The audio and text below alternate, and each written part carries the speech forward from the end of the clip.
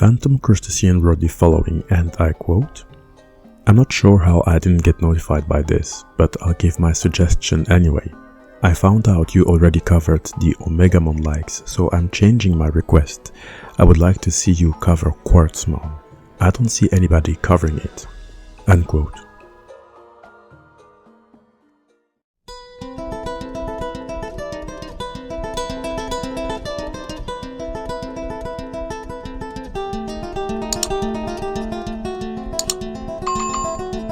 Hello my good friends, I hope you are all doing just fine. We have finally come to the second part of the Bagramon Digivolution line video. If you haven't seen that video yet, I would highly recommend that you watch that first, even if it isn't really necessary. You don't need to watch that video to understand this one. It's just that I love chronology. But in that video we have discussed who Bagramon really is. We went through its story, its ideological conflicts, its power-ups, which in my eyes made it become one of the strongest Digimon across the multiverse. We also discussed its various forms and its eventual demise in what can be called the Cross Wars. Speaking of demise, what's interesting about Digimon, especially with powerful Digimon such as Bagramon, is that they always seem to have ways to somehow remain alive even after they have been destroyed. Take Apocalymon, for example, who by the way has its own video. I'll make sure to put the link in the description box. We have explained that after its demise, its thought data lingered throughout the digital world, and the Baphomet-inspired Digimon, Mephismon, was born from that thought data. This is but one example of how some Digimon manage to remain alive even after having been destroyed. It shouldn't be quite surprising, as powerful Digimon tend to usually change the rules, and the same goes with Bagramon. You see, in the Bagramon episode we explained that when it had evolved into its Mega Darkness Bagramon form, it was ultimately destroyed at the hands of Shopman X7F Superior Mode, who is perhaps the most broken Digimon to ever exist, as it is the combination of all Digimon in that particular digital world. With Bagramon's death, what happened is that part of its data got reincarnated into two separate beings. On the one hand, there is the old-looking human who has been nicknamed the Watchmaker or the Old Clock Shopman, and on the other hand, there is the mysterious Digimon named QuartzMon, who Phantom Crustacean wanted me to go over. The two are a bit like the yin and the yang, even if their relations hasn't been explored at all, but they're obviously very connected through their shared history of having been a Bagramon. What we're going to do is to first focus on the Watchmaker before going to QuartzMon, because through the Watchmaker I can better tell you the context on which QuartzMon was operating, and that way you will also better understand how powerful it truly is. Let us get into it. The Watchmaker really is an interesting character for various reasons, and I believe that it is one who definitely did not get nearly enough attention, probably because the franchise is called Digimon. Exploring a human-looking Digimon such as this character might probably not be what many of us had in mind. This is quite unfortunate because some Digimon, depending on their configuration, can and will appear as human beings despite officially being Digimon. I'm not talking about those angel-type Digimon or Rosemon or those other human-looking Digimon, but really Digimon that you will only mistake them as human beings, because they are, at least in their appearance. Remember the Digimon Data Squad movie? Over there we had discussed a Digimon called Rhythm. It is one who looks like a young girl, a human young girl, but is actually a Digimon. Still, within the Digimon multiverse, we had discussed the character Luce from the Digimon World Next Order story. Its data is 98.1% Digimon. That's why it cannot feel hunger, unlike humans in the digital world. These are but two examples of how Digimon can have the appearance of human beings while still being a digital life form, or at least partially. Bagramon also took the route of becoming a human Digimon after its demise during the famous Cross Wars. It became the Old Clockman, a human Digimon that you have to see as a continuation of Bagramon's evolution. It's basically yet another variant that may look less impressive, but looks can obviously be quite deceiving, especially when it comes to Digimon. The Watchmaker's rebirth isn't quite a coincidence. This character represents Bagramon's will to atone for all its deeds from the past. And this is very defining for the character that is Bagramon, because remember, as we have discussed in its own video, Bagramon isn't necessarily bad. Sure, the story painted it as the villain, but it began its life as an angel, which by definition are beings associated with light and everything that is good. Bagramon only took the dark route because its answers towards God were either left unanswered or were simply too vague. Don't forget that angel Digimon, when they fall from grace or when they turn against God, evolve into a darker variant. Bagramon still remained itself, which is a feat on itself. Anyway, who is the old clock shopman? Well, it is seen as a rather mysterious individual. It works out of a strange clock shop that can appear or disappear at will. That is because the shop isn't on a fixed location. What's interesting about the Watchmaker is that it may look powerless, at least when compared to the other Digimon. However, reason why it would be a mistake to underestimate it is because its right arm can turn into a tool known as the Brave Snatcher. A tool that can be traced back to not only Bagramon itself but actually Yggdrasil. Remember how Bagramon had its right half destroyed after it defied God? Well, to repair that lost half, it cut out parts of the remains of the server tree Yggdrasil. That's how it got that artificial arm. Except that in this form of Bagramon, the arm was called Astral Snatcher.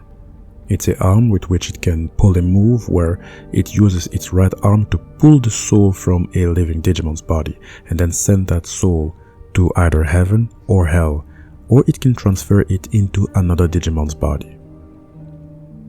When Bagramon became Darkness Bagramon, the arm instead was named God of Death Snatcher.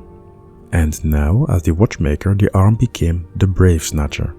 We may assume that it is a weaker version, however, it will play an important role in the story, and that's why we're going to discuss it later on in the video. In fact, the Brave Snatcher even gave me an important reason to discuss a Digimon that I will also mention later on in the video, but for now, please bear with me. Another interesting aspect to the old clock shopman is that while having formerly been a Digimon, well, let me say it otherwise, while having formerly been a Bagramon, it now became one of the rare cases to have a Digimon partner, namely Clockmon, a Digimon we have discussed before in the Explaining Clockmon Digivolution line video.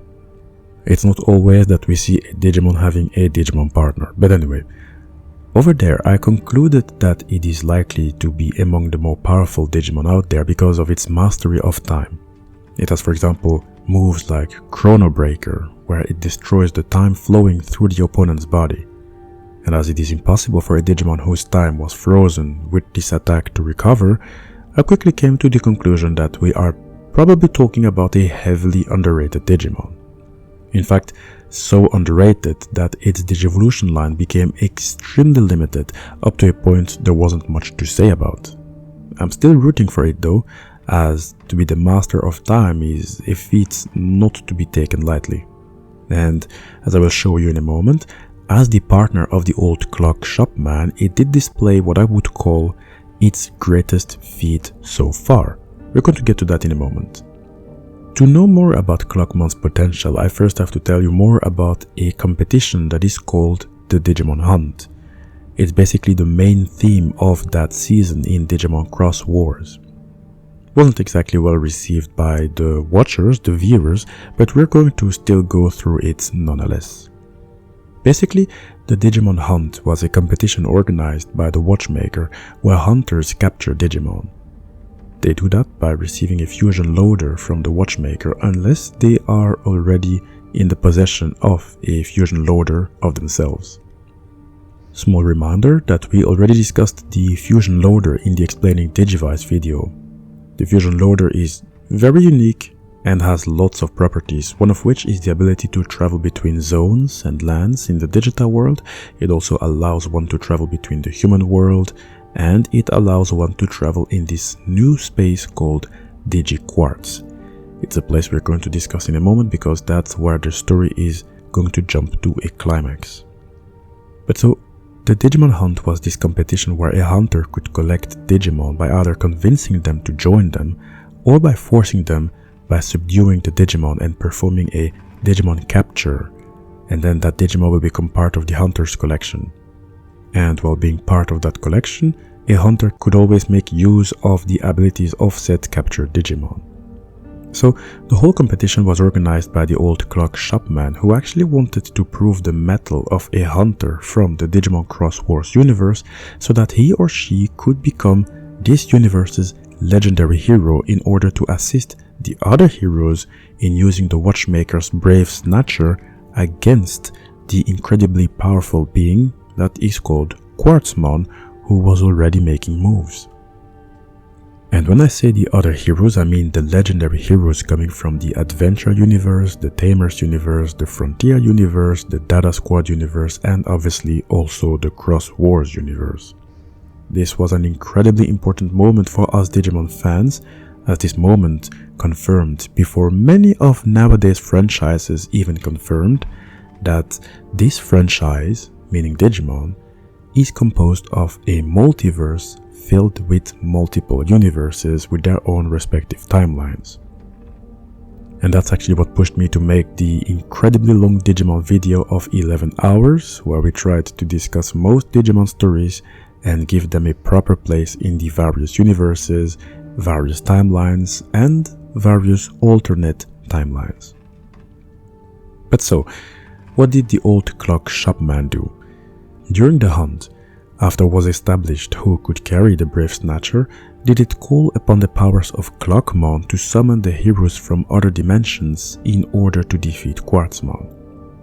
This is the feat that I wanted to discuss when it comes to Clockmon and its potential.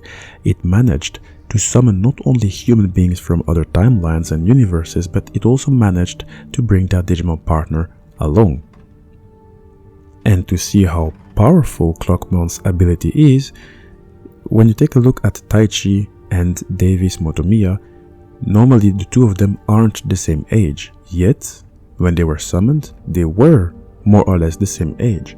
That is because Clockmon had the ability to really grab someone in separate timelines and summon them. We talked about it more in depth in the Explaining Multiverse video, but this is a feat only a few Digimon have managed to exceed. For a Digimon to be this capable to exert its power through the various timelines in separate universes is absolutely nuts. And this could almost put Clockmon at the god level Digimon, truly an underrated Digimon that is absolutely being slept on, and I would love to go through it again and hopefully find some fan arts or something to just give it a bit more justice. But the Digimon I can quickly think of that has displayed more or less similar abilities was Mastemon, who we talked about in its own video, but we explained that it can control the forces of angels and dark angels and call them through the gate from another digital world. So these are very impressive Digimon. But anyway, all the heroes from the various universes were summoned with their Digimon partner to fight against QuartzMon, and this alone should say enough about this Digimon villain. It's a big deal. At the moment, heroes from different timelines are forcibly summoned in another timeline, then that means that the level of threat absolutely exceeds all expectations. And you know what? It's a good thing that some Digimon have the capacity to call upon the powers of Digimon Tamers from other universes. Some digital worlds were on the brink of collapse, and the last hope was to call for backup. Remember when we discussed Metamormon? You should check that story if you haven't seen it already, but that's a classic example of a digital world that was basically destroyed, and the inhabitants had no choice but to call upon the forces of Tamers coming from other digital worlds and other Digimon universes. But these are examples of how big some of the threats were. And same thing goes with Digimon Saber Sleuth actually. I love that story. All-Force Villamon was summoned there. And that All-Force Villamon came from another universe. I talked about all of that in the Digimon Multiverse video. I'm going to try not to get too distracted. So for QuartzMon, the fact that so many heroes were summoned, those of the Adventure universe, those of the Tamers universe, the Frontier universe, the Data Squad universe and the Cross Wars universe, it was a way for the developers to show that the level of threat was enormous. So what we're going to do is go through QuartzMon now to see why it is seen as such a threat and why it was necessary to summon the heroes. Let us do that. QuartzMon is an extremely interesting Digimon with crazy potential. However, it is also a Digimon that became one of those villains the developers did not really know what to do with.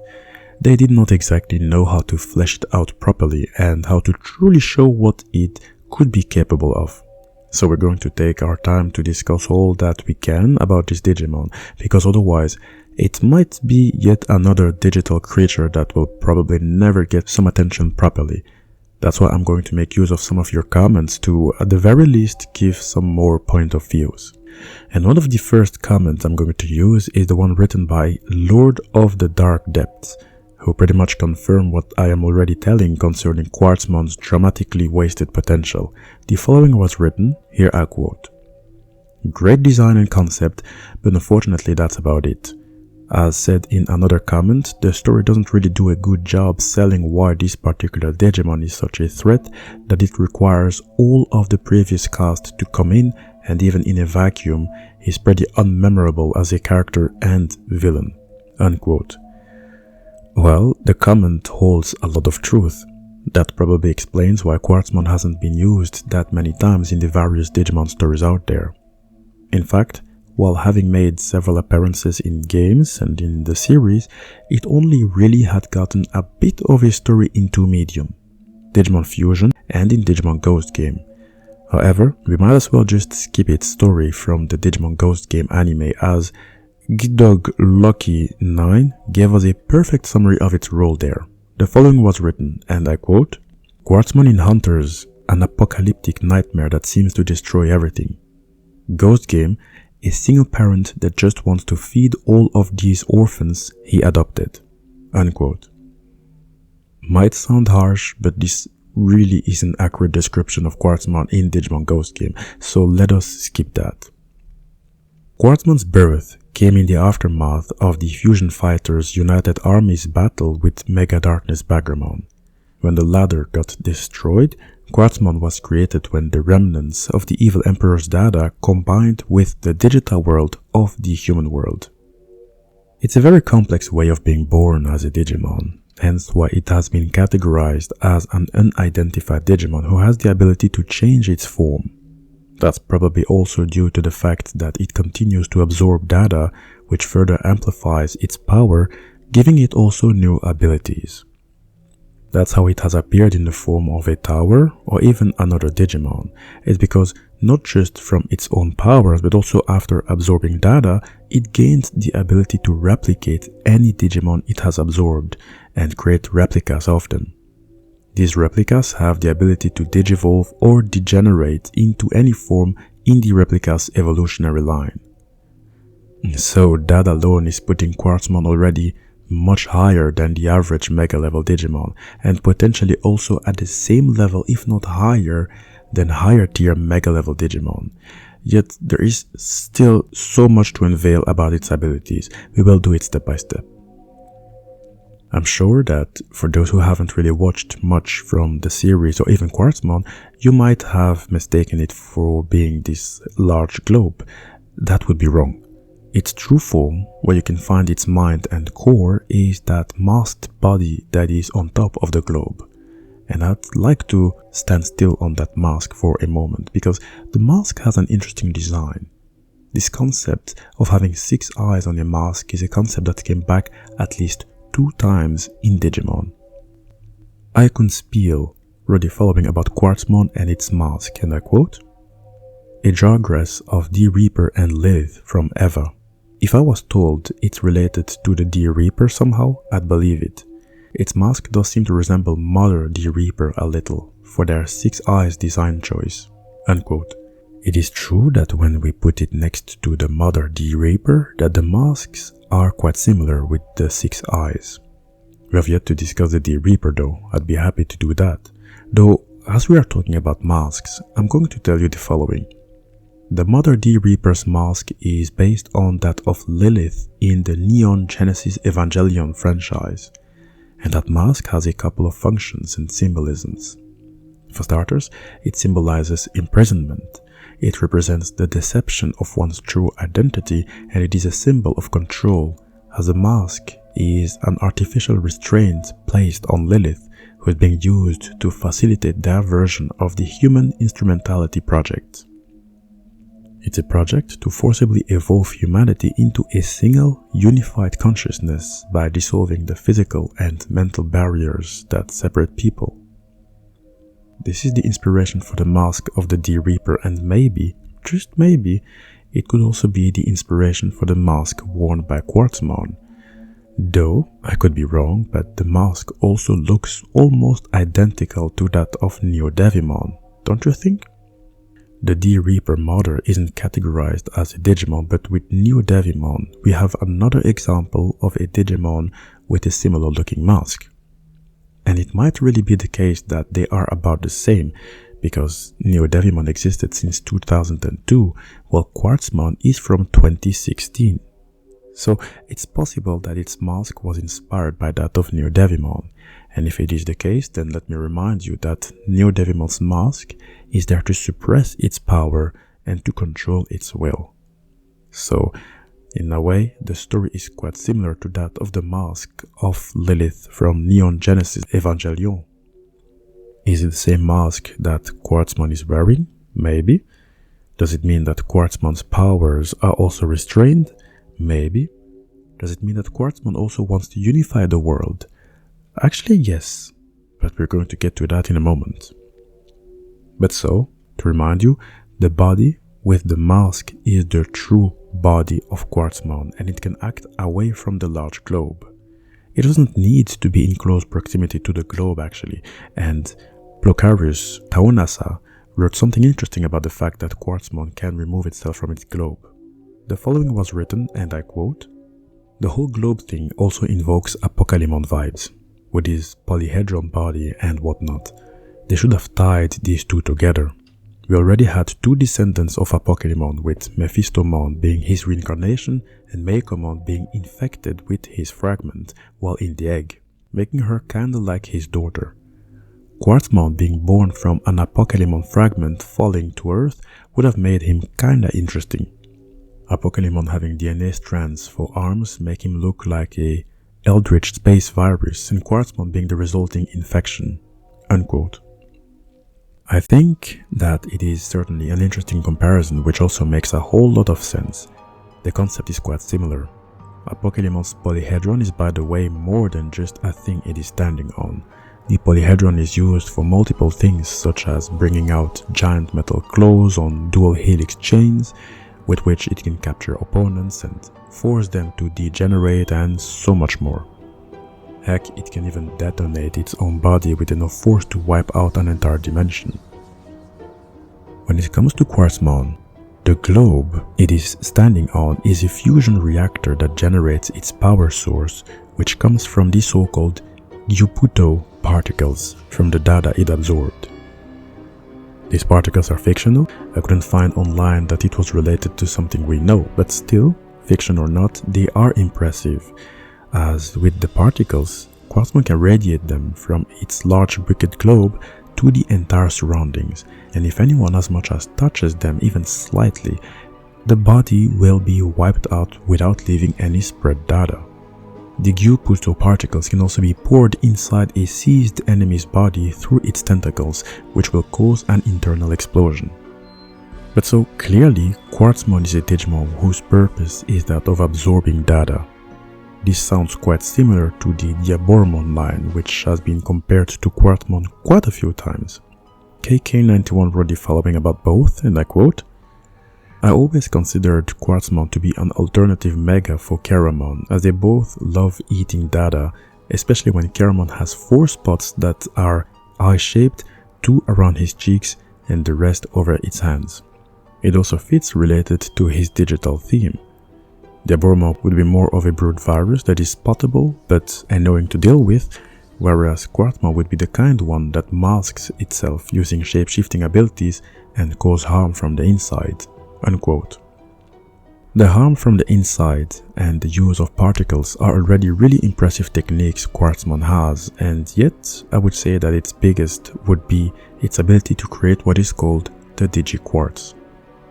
It's a mysterious space between the human and digital worlds where time flows at a different rate to the real world. As it was created from the human world's data, the digi-quartz universe appeared like a shadow copy of the human world. The resemblance was striking. However, on the contrary to the real world, the digi-quartz is quite fragile. The matter within can disintegrate into data at a touch. While it might seem as if you're breaking that world, you are in fact breaking the real world actually when you disintegrate something. And that is because due to the digi-quartz connection to the human world, the events within it often play out in the human world through various analogs such as windows blowing out or objects moving around. While the digi-quartz universe exists on a separate layer as the digital world and the human world, still it managed to expand till it reached Japan, Hong Kong, or other locations as far away as the USA. And the goal was for this world to eventually fuse with the human world, with QuartzMon being at the head. QuartzMon wanted to make the entire world into digi-quartz to purge it from the humanity it viewed as impure. That's where its greed for the data of the entire world actually came from. That's why it wanted to completely swallow and absorb Digimon and humans alike. The digi-quartz was used to lure in Digimon and feed on their data.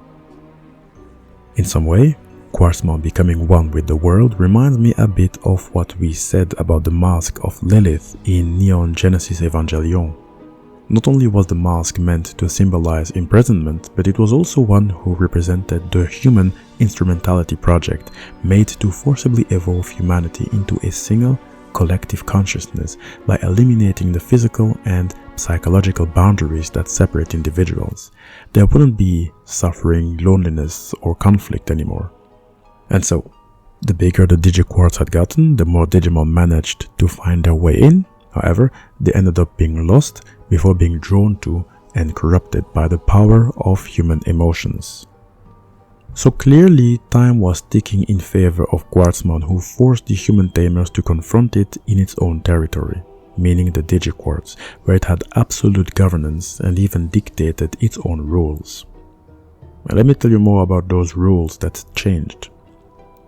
You see, normally in the digital world, a tamer can use a cross-loader with which a special fusion called digi-cross can be performed. The fusion via the device combines two or more Digimon into one more powerful entity. Within the digi-quartz realm, only two Digimon can be digi-crossed at a time. It would require additional cross-loaders to be linked together to include more Digimon, but that was not always possible. This is opposed to their use in the digital world, where the limit mostly depended on the leader Digimon's carrying capacity. And you know what, we have yet to discuss this type of fusion because it's much different than the DNA Digivolution we know from Digimon Adventure Season 2.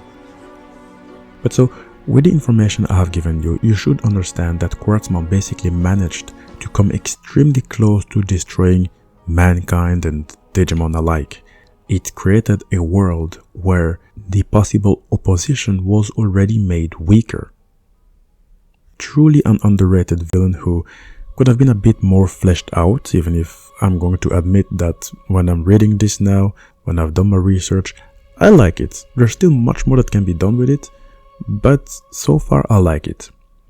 Now, before explaining what happened to it, I do have to remind you once more that this power QuartzMon harbors still is one that came from Bagramon, and Bagramon only had ever gotten that powerful because it took a piece from a deceased Yggdrasil and made of it the other half of its destroyed body.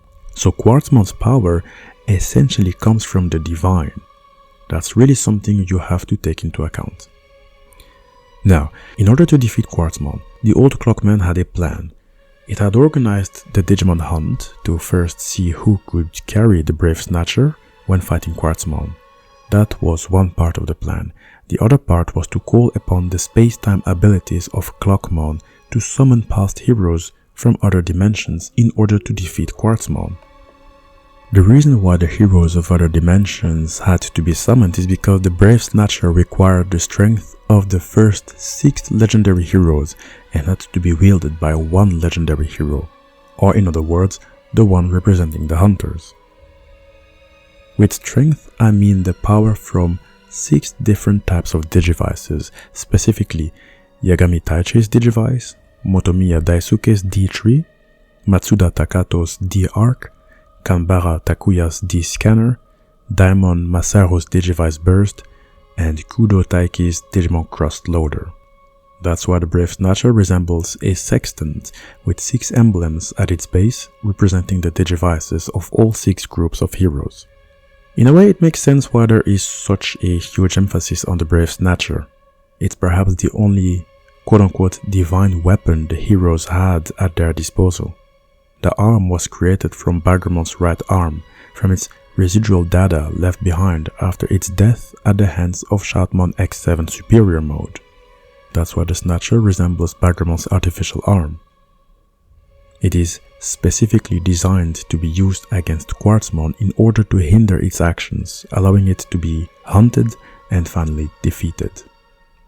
In order to defeat QuartzMon, Akashi Tagiru, who was the one selected to carry the Brave Snatcher, digi-crossed the powered-up Brave Snatcher with his partner Diaboromon to form Cross-Up Diaboromon Superior Mode, who succeeded at the task and returned QuartzMon to a Digitama. A month after the battle, the old clock shopman appeared to the human tamers to tell them that QuartzMon's Digi-Egg reached the digital world safely, where it is stored. It could still be reborn, obviously, however, it was safely stored in a way that it should not bring harm. Just a side note, Diaboromon, who has defeated QuartzMon, is certainly a Digimon that has to be discussed along with those of the likes of Shoutmon. This channel did not yet speak about the Digimon Fusion Digimon, who are very unique in the way they digivolve, so we'll have to make sure to give them some attention in the following videos. But to continue with the story, whatever happened to the Brave Snatcher after QuartzMon was reduced to an egg is unknown, and there was peace. There was a small follow-up concerning QuartzMon. The follow-up was explained during the Digimon Cross Wars Digimon Expo 25 reading drama. It's a live reading set in the Digimon Cross Wars continuity. And to be brief, the old clock shopman had explained that due to QuartzMon having been eliminated, then the Digimon Hunt rules no longer applied. The Digi-Cross was also no longer limited, and I believe that the Digi-Quartz was also either destroyed or no longer accessible. This about sums it up concerning the QuartzMon line. Overall, an interesting Digimon, but still one that some believed to have been misused, or in other words, it's almost as if the developers didn't exactly know what to do with it. Let me read you the following comments made by these authors, and I quote, "QuartzMon has a cool design, but young hunters really didn't build up to make it a proper main villain. Why was it even necessary to bring in the past characters to fight? It felt more like a monster to fight in the season climax than anything like a villain, like Vamdemon. And the old man seemed to have been overreacting a bit just to mess with dimensions to summon the tamers here. Though, I did get Apocalymon vibes. If the Mother Reaper is the mommy, Apocalymon should be the daddy. Apocalymon was the amalgamation of extinct Digimon, while the D-Reaper is entirely man-made, and Digi-Quartz is a dimension in between the digital and physical world. Plus, the D-Reaper was defeated by being sucked into the void between dimensions by the Shagai program or something. It would have justified the crossover event if QuartzMon was a fusion of different antagonists from across the continuities." Hello guys, this is the end of the video. I hope you enjoyed it. Working on QuartzMon was a bit harder than expected. For a villain, I can't say that there was that much written about it, and yet there was still much that I could say. That's also because I did get the help from you guys, so thank you for that. I do want to get more through the Digimon villains out there. We've mentioned the D-Reaper, but there are still so many other digital life forms like the Eaters in Digimon Cyber Sleuth. I haven't even yet spoken about the Dark Masters, so there's still so much to discuss, which is making me quite excited to say the least. Phantom Crustacean, again, a big thank you for your comment, and sorry it took that long. Again, QUARTZMON doesn't get that much attention, so I wanted to do it justice by giving it as much information as possible. That way we can use this video as a reference point. So a big thank you. Guys, please make sure to write in the comment section how you viewed QUARTZMON. Did you like it? What is it about it you like? If not, then what do you think should happen with it? Let me know. Don't forget to like the video, it helps the channel a lot with the YouTube algorithm, and don't forget to subscribe, it absolutely means the world to me. Know that all Digimon videos are placed in particular Digimon playlists, which are always updated, that way you can catch up to newer and older videos.